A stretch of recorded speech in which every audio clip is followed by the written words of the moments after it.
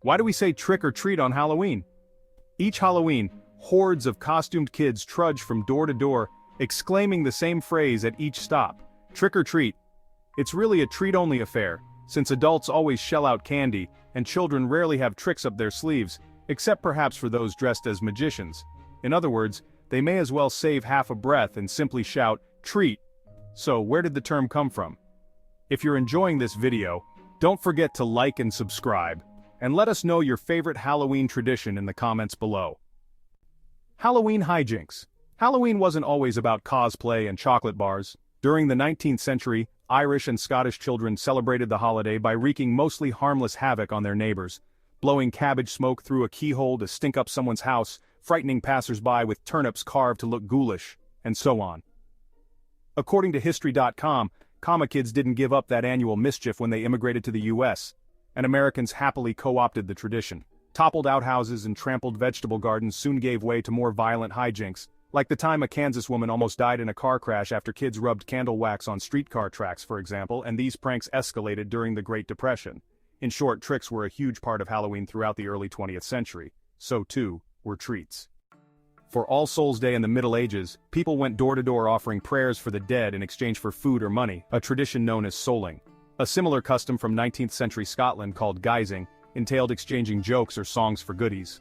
While it's not proven that modern treat begging is directly derived from either souling or guising, the practice of visiting your neighbors for an edible handout around Halloween has existed in some form or another for centuries. With tricks and treats on everyone's minds come October, it was only a matter of time before someone combined them into a single catchphrase. Based on the earliest known written references to trick or treat, this may have happened in Canada during the 1910s or 1920s. As Merriam-Webster reports, a Saskatchewan newspaper mentioned the words together in an article from 1923.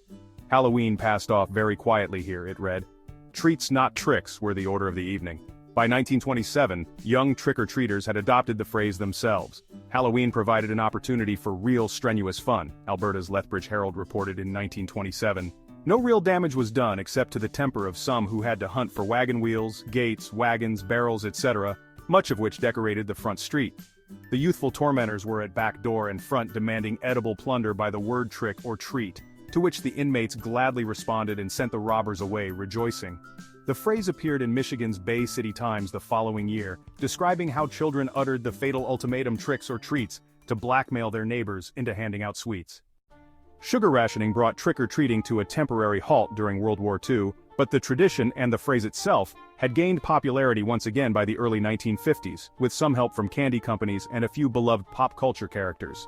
Charles Schulz depicted the Peanuts gang cavorting around town in costume for a Halloween comic strip in 1951, and Huey, Dewey, and Louie got to go trick-or-treating in a 1952 Donald Duck cartoon titled Trick or Treat.